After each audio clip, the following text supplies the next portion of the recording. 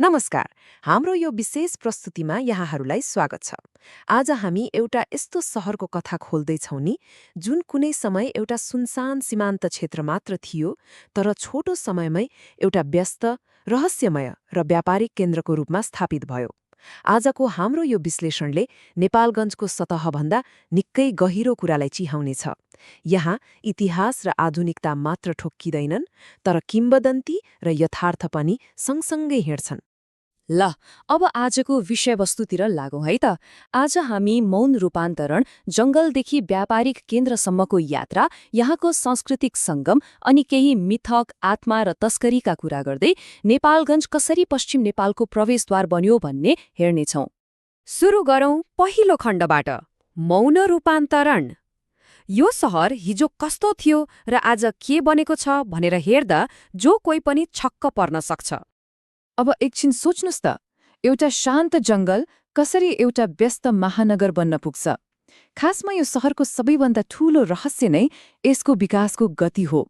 सुरुवाती चरणमा पूर्वाधार लगभग शून्य जस्तै हुँदाहुँदै पनि यसले मारेको आर्थिक छलाङ साँच्ची नै अचम्म पो छ।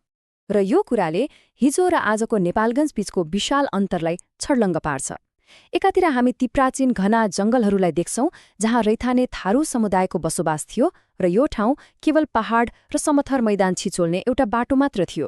अनि अर्कोतर्फ आजको आधुनिक व्यवसाय केन्द्र छ जुन अहिले सिंगै बाँके जिल्लाकै प्रमुख आर्थिक मेरुदण्ड बनेर उभिएको छ। समयले कस्तो अचम्मको कोल्टे फेर्छ, हैन त? अब जाउँ दोस्रो खण्डमा, जंगलदेखि व्यापारिक केन्द्रसम्म। आखिर यो विशाल भौतिक परिवर्तन रातारात त पक्कै भएन होला। कसरी अघि बढ्यो त यो प्रक्रिया? यो समयरेखाले विकासको गति कसरी अघि बढ्यो भन्ने कुरा राम्रोसँग देखाउँछ। प्राचीन कालमा यो केवल एउटा साधारण बाटो थियो, तर 19औं शताब्दीमा जब भारतको रूपैडिहा नजिकै व्यापारिक नाका खुल्यो नि, तब यसले गति लिन थाल्यो। 1846 देखि 1951 सम्मको राणाकालमा यहाँ अलिअलि प्रारम्भिक पूर्वाधारहरू बन्न थाले, तर साँच्चै नै कायापलट भएको चाहिँ 1950 को दशक पछि हो, जब सडक, उद्योग र विशेष गरी हवाई यातायातको द्रुत विस्तार भयो। यहाँनिर ध्यान दिनुपर्ने मुख्य कुरा के छ भने यसको विकासमा लोकेसन अर्थात् भौगोलिक अवस्थितिले जादु जस्तै काम गर्यो। भारतको रूपेडिया सहरसँगको सामिप्यता नै त्यो प्रमुख उत्प्रेरक थियो जसले यो द्रुत व्यापारलाई सम्भव बनायो। यसले दुई फरक भूगोलहरू, भारतको समथर मैदान र नेपालको पहाड बीचको दूरीलाई सधैँका लागि घटाइदियो। अब लागौँ तेस्रो खण्डतर्फ, सांस्कृतिक सङ्गम। व्यापार र पैसाले मात्र सहर बन्दैन नि, होइन? सहरको आफ्नै एउटा आत्मा हुन्छ। अब कुरा गरौँ यहाँको अनुपम सांस्कृतिक मिलापको बारेमा। यहाँको धार्मिक र सांस्कृतिक सद्भाव देख्दा जो कोहीको मन छुन्छ। आर्थिक अवसरको खोजीमा मानिसहरू जहाँ जहाँबाट आए पनि उनीहरूले आफ्नो विश्वास र संस्कृति सँगै ल्याए।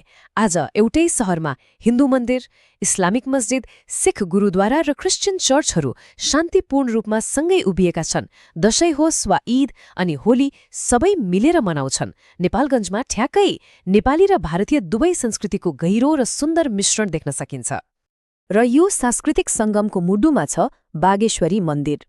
यो नेपालगञ्जको मात्र नभएर सिंगै नेपालकै एउटा अत्यन्तै महत्त्वपूर्ण हिन्दू तीर्थस्थल हो। विशेष गरी दशैंको समयमा यहाँ लाग्ने भक्तजनहरूको विशाल भीड हेर्न लायक हुन्छ। यो सहरको सांस्कृतिक धरोहर त हुँदै हो, तर हामीले अध्ययन गरेका स्रोत सामग्रीहरूले यसको अलि रहस्यमय पाटोतर्फ पनि सङ्केत गरेका छन् है। यहीँबाट हामी प्रवेश गर्छौं हाम्रो चौथो खण्डमा, मिथक, आत्मा र तस्करी। अब भने हामी सहरको उज्यालो सतहभन्दा अलि तल ती लुकेका रहस्यहरूतर्फ जाँदैछौं, जहाँ व्यापार हुन्छ त्यहाँ केही नभनिएका छायाहरू पनि पक्कै हुन्छन्। सहर बन्नुभन्दा धेरै अघि यो ठाउँ घना जंगलले घेरिएको थियो र आज पनि स्थानीय अग्रजहरू ती पुराना जंगली किम्वदन्तीहरू सुनाउने गर्छन्।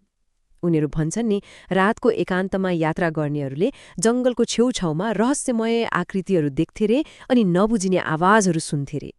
ती पुराना आत्मा र जंगली रहस्यका कथाहरू आज पनि कतै न कतै आधुनिक नेपालगञ्जको गहिराईमा सुकेका छैनन्। तर पख्नुस्, यहाँ केवल आध्यात्मिक रहस्यहरू मात्र छैनन्।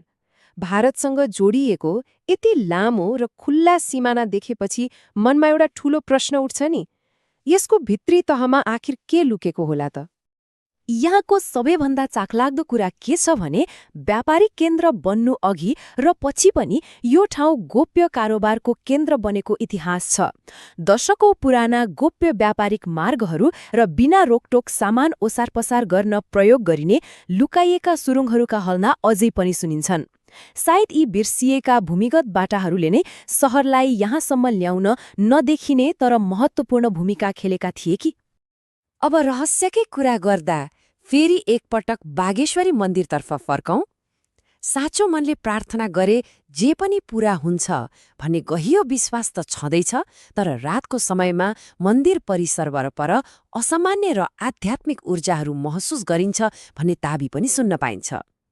यस्ता चमत्कार र विश्वासहरूले यो भौतिक सहरलाई एउटा अचम्मको रहस्यमय आवरणले छोपिदिएका छन्। अब लागौं हाम्रो अन्तिम खण्डमा, पश्चिम नेपालको प्रवेशद्वार। इतिहासका जङ्गल, गोप्य सुरङ र रहस्यमय कथाहरूबाट निस्केर अब हामी आजको यथार्थमा फर्कौं।